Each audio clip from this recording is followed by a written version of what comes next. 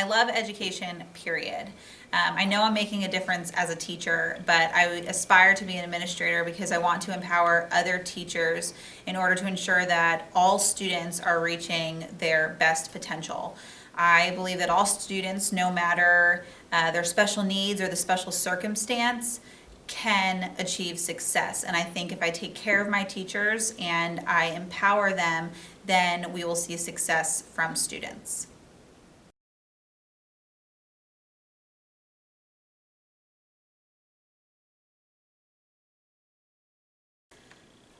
From year one, I was kind of thrusted into leadership as I was named a department chair my first year of teaching.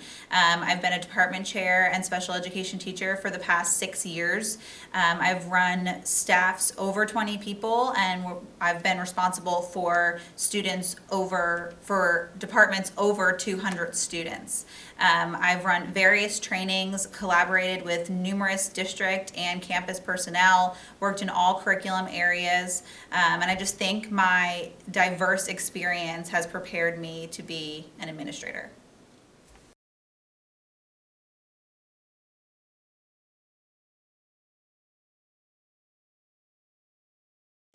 I think my main leadership characteristics is my work ethic and my high level of commitment.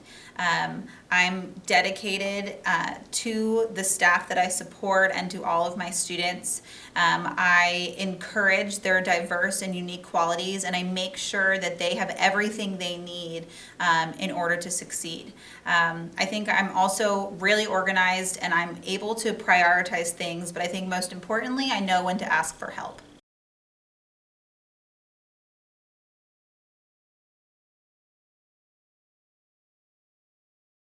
Okay.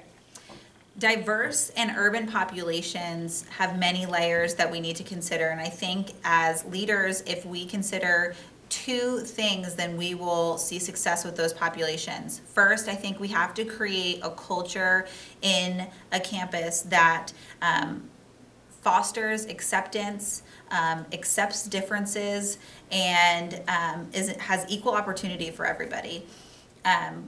I also feel that we need to consider the basic needs of students in those populations. A lot of students in diverse or urban populations come to school without being fed, without having slept the night before. Some don't even have homes. And I think they are not able to learn without those basic needs being set first. So I think if we create a culture where they feel comfortable to be themselves, where they're accepted, where they can grow and grow into who they're going to become as young adults, and if we make sure that there are services available to meet their basic needs, then we can make learning a priority.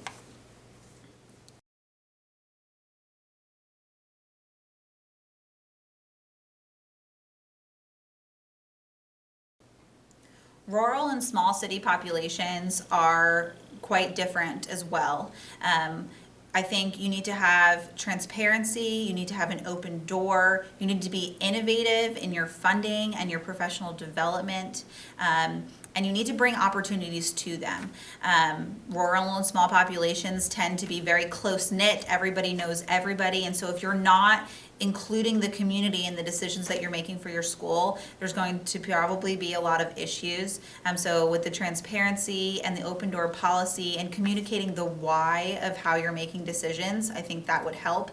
And I think being innovative with the funding and the staff development is just to grow your teachers and your leaders and to provide opportunities for your students. Sometimes rural or small city populations are limited, and as a leader we have to be innovative and bring those experiences, bring the world to them so that they're prepared to possibly leave those rural areas if that's what their future entails.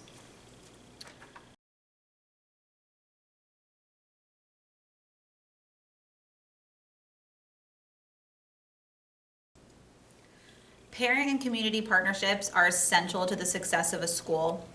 I think we have to have three things in order to build those partnerships. One, we have to have parent outreach where we have volunteer opportunities, we have open door policy opportunities, we provide our parents what they need. We meet them where they are. We provide them with the information. We find out what they're really looking for from us as a school, and we meet them where they are to help them be successful with their students as well, with their children at home. I think we need to empower our parents. A lot of our parents have varying literacy levels themselves. They have language needs, and I think if we empower them to help their students in the future and help their children come into this world that could be very new to some of these parents, then they'll be more of partners to us. But until they have that education, it's hard for them to be an equal partner. And the final thing is the community partnerships. We have so many community resources, and I think if we connect our parents and our buildings and our communities with the resources that they're really wanting to offer, we'll have so many more resources and supplies and technology that can be used within the schools, and our community partnerships can create opportunities for our kids, open doors for after-school activities, weekend activities that can remain educational and help to build our students.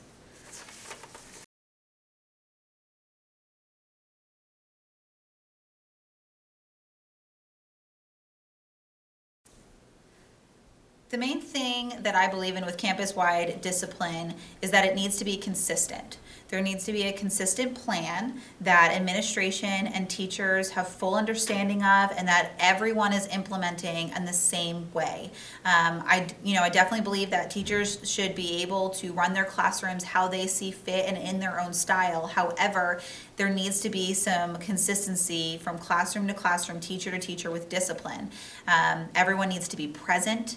And then our discipline needs to be communicated in many ways and at many different venues so that we ensure as many parents are hearing and understanding what we expect. If there is a consistent and routine plan for discipline, then our students will thrive. Kids thrive with routine and consistency. And if we're able to provide that and there's not a lot of difference, I think campus-wide discipline could be very strong.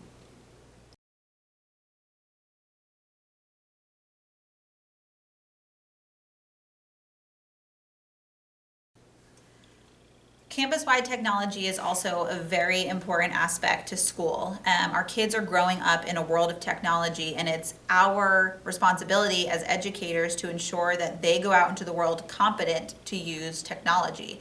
I think as a leader, we have a responsibility to make sure that our campuses are equipped to use technology.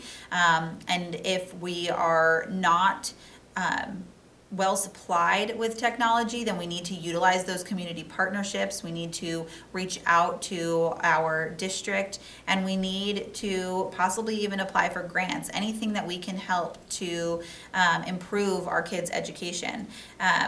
We also need to make sure as instructional leaders that our teachers are incorporating technology in their classrooms. I think if we concentrate on those aspects, that our kids will have competence in a world of technology. And we need to make sure that this is an important part of education that is being implemented and it is being used, and that there's time for it because it's important.